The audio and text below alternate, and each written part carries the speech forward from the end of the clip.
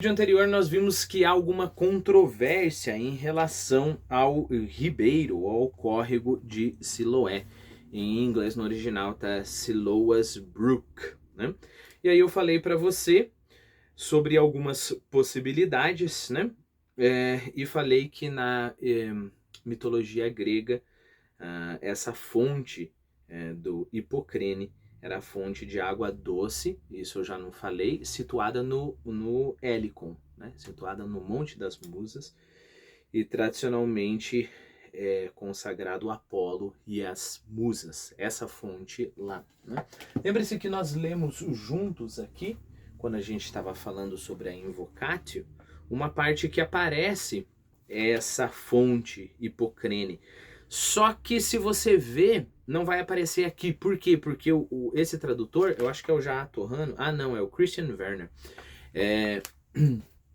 decidiu não traduzir o nome, né? Porque ao pé da letra, Hipocrene significa fonte do cavalo. Fonte do cavalo, né? Por causa disso que tem hipismo, esse tipo de palavra em português, né? Hipos significa cavalo, né? Porque aparentemente tem uma lenda que foi o Pégasus, né? Aquele famoso cavalo alado, que criou essa fonte com um coice, né? Deixa eu só mostrar para você onde essa fonte aparece, né? Pelas musas do Helicon, comecemos a cantar. Elas que o Helicon ocupam, monte grande luminoso, em volta de fonte violácea com pés macios, dançam, e do altar do mui possante filho de Crono, tendo a pele delicada no permesso banhado, na fonte do cavalo ou no ou meio luminoso. Okay? Então aqui que aparece essa fonte do cavalo, né? Então, se nós estamos falando de uma fonte, Siloé, nós não estaríamos falando do tanque de Siloé, mas transformamos numa fonte também, né?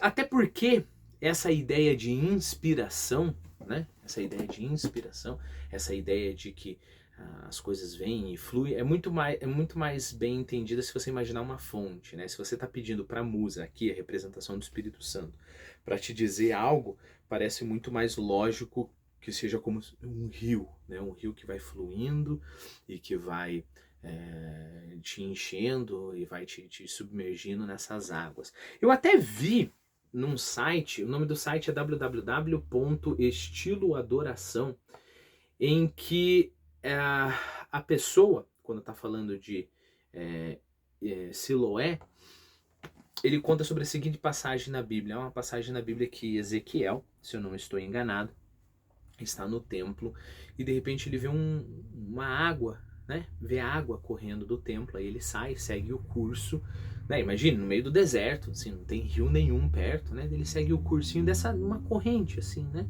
Então imagine você em casa e tá lá uma corrente assim de água, aí que tá vindo do templo, né? E aí você começa a seguir esse curso, você olha lá fora, continua.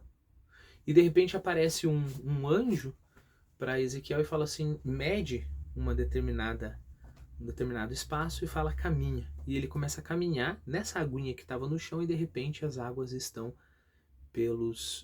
dão nos seus calcanhares, né? E ele anda mais o mesmo tanto, o anjo mede e de repente as águas dão nos joelhos, de repente na cintura, de repente acho que até o peito e depois ele se perde nessas águas. A imagem é linda, não é? Essa ideia de que você vai se aprofundando e se aprofundando, nesse caso pode ser uma relação com Deus, pode ser na sabedoria, né? O que você recebe. Imagem eu amei, só que eu não consegui conectar, não achei nenhuma referência em que eu possa conectar esta fonte que flui do templo com qualquer referência a Siloé, embora o rapaz no site lá faça essa conexão. Eu acho que a conexão é boa, a pregação é boa, né? Mas eu não posso garantir a veracidade assim, textual, histórica, esse tipo de coisa, né? Deixa eu ver se eu esqueci de falar alguma coisa sobre Siloé. Não, acho que não. A passagem em que Jesus cura o cego, e manda ele ir para a fronte do seu leste, está em João capítulo 9. João capítulo 9, versículo 1 a 5. Se você quiser ler. Bom, eu não sei se eu dei esse conselho para você, mas todo intelectual que se preze, ele tem que conhecer a Bíblia, né? Não tem como você conhecer Machado de Assis, ou, é claro, John Milton aqui não tem nem não tem nem dúvidas, mas você quer ler Dostoiévski, por exemplo, tudo que você tem que conhecer é a Bíblia, né? Mas às vezes é muito árduo para o não religioso ler a Bíblia. Então eu acho que aqui, com o John Milton, você tem uma desculpa enorme para não ficar aquela coisa, um dia eu vou tentar ler a Bíblia de capa a capa. É muito trabalhoso, né? Então vá conhecendo a Bíblia aos poucos, né? Vai pegando sempre que eu der essas referências aqui, vai conhecendo aquela partezinha, né? Você vai aumentando a sua cultura bíblica e lembre-se, o propósito aqui não é pregar que você vai, né, ir para a igreja, não vai para a igreja, isso não é importante. Estou dizendo para a tua vida cultural, isso é importante. É claro que pode ser importante para as outras coisas, mas o meu conselho é para a tua vida cultural, tua vida intelectual, né? Bom, de como no princípio céus e terra se ergueram do caos, ou se o monte Sião mais te encanta, e de Siloé o veio, que corria pelo oráculo de Deus, teu favor invoco a canção ousada, que em não mediano voo quer levar-se aos cimos de além Helicon, que está acima do Helicon, buscando coisas em prosa ou rima não tentadas, né? Lembre-se que, primeiro, essa construção, buscando coisas em prosa ou rima não tentadas, você tem essa certa prepotência, né, que eu vou chamar de confiança, ousadia nos autores épicos, né, que é uma coisa mais ousada que Camões faz, né? Camões fala assim, não, tudo bem, lembra o prólogo invocatio que a gente leu, né? Tudo bem, é muito bonito, tem as leis,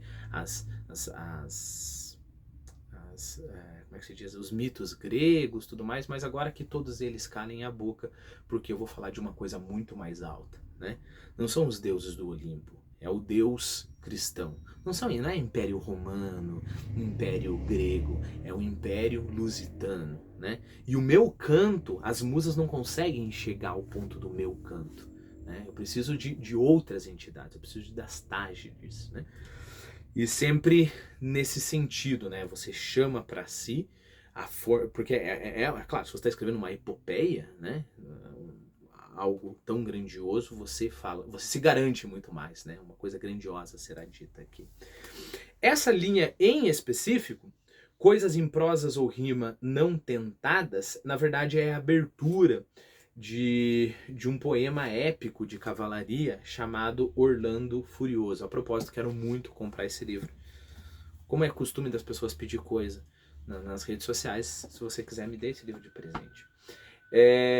Ele foi escrito em 1516 e o autor é Ludovico Ariosto, né? Então é exatamente esse tipo de construção, né? Coisas em prosa ou rima nunca antes tentadas. Bom, próximo vídeo eu vou fazer uma rápida releitura, um vídeo curtinho, e aí a gente pode passar para os próximos versos.